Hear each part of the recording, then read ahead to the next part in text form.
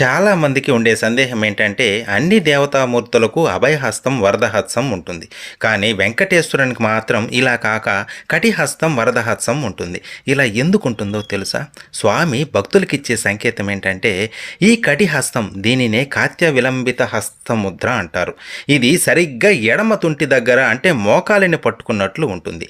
నన్ను నమ్ముకున్న వాళ్లకు సంసారం అనే భవసాగరంలో నీరు మోకాలు దాటి పైకి రానివ్వను, వాళ్ళని మునిగిపోనివ్వను అని చెప్పడానికి. వరదహస్తం చూసారా?